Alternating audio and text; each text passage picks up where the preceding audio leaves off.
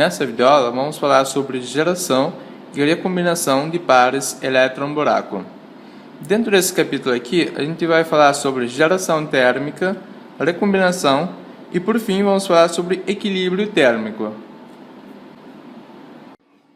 Vamos falar agora sobre geração térmica.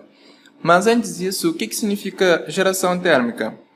Geração térmica não é nada mais, nada menos do que um processo de criação de pares de elétron-buraco em uma estrutura cristalina pela ruptura de ligações covalentes devido à agitação térmica. Porque quando a gente aumenta a temperatura da nossa rede cristalina acima de 0 Kelvin, os átomos da rede começam a vibrar, ou seja, começam a chacoalhar bastante, variando a distância aqui entre eles e também o ângulo de ligação covalente. E quanto maior é a temperatura da nossa rede cristalina, maior é a oscilação dos átomos. E parte dessa energia de oscilação é transferida para os elétrons de valência dos átomos na rede. E esses elétrons de valência aqui, eles estão fazendo a ligação covalente. E alguns desses elétrons de valência que acabam recebendo essa energia, eles acabam por abandonar essa ligação covalente. E isso acaba ocasionando naturalmente a ruptura de ligação covalente, resultando na criação de elétron livre. E esse elétron livre aqui, ele fica vagando por toda a rede. E também ocasiona também um buraco aqui. Vamos ficar com uma ligação covalente incompleta. Mas, no entanto, para a gente descrever melhor essa criação de pares elétron-buraco pela agitação térmica da rede, iremos definir o chamado taxa de geração térmica, que representa o número de elétron-buraco na estrutura cristalina por unidade de volume e por unidade de tempo. Essa equação é dada aqui pela seguinte expressão, sendo G, que representa a taxa de geração térmica, que é igual a alfa vezes NP, sendo que alfa é um parâmetro que depende da temperatura, e N é a concentração de elétron na nossa estrutura cristalina e P é a concentração de buraco na nossa estrutura cristalina.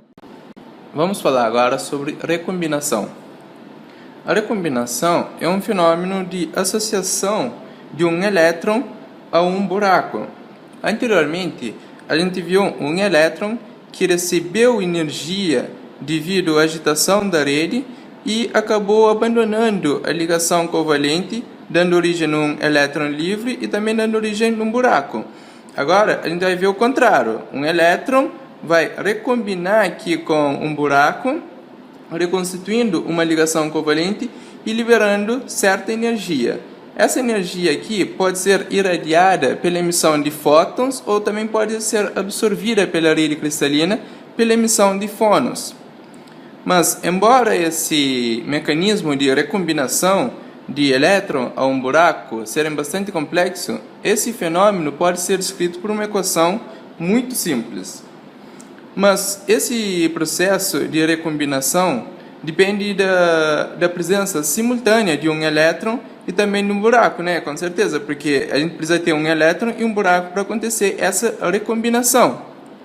E a taxa de recombinação de pares elétron-buraco é proporcional à concentração de elétrons na nossa rede cristalina e também proporcional à concentração de buraco na nossa rede cristalina. Essa equação que descreve a taxa de recombinação é dada pela seguinte expressão: alfa que multiplica por N vezes P, sendo que alfa é o parâmetro que depende da temperatura e N também é o parâmetro que depende da concentração de elétron e P é o parâmetro que depende da concentração de buraco na nossa rede cristalina.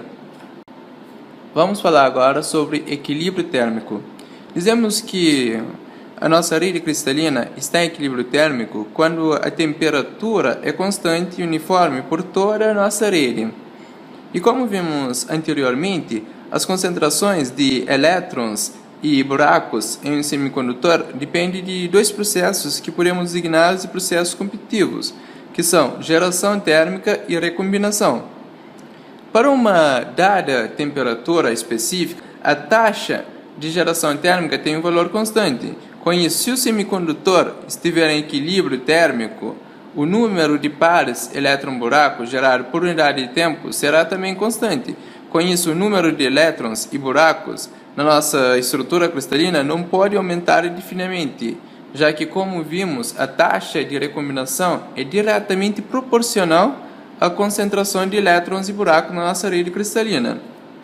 Em consequência disso, quando mantemos o nosso semicondutor a uma temperatura constante durante um tempo suficientemente longo, as concentrações de elétrons e buracos na nossa rede cristalina assumem valores tais que a taxa de recombinação se torna exatamente igual à taxa de geração térmica, na qual a gente pode analisar por essa seguinte expressão aqui, na qual temos a taxa de geração térmica é igual à taxa de recombinação, que é igual a alfa vezes N vezes P.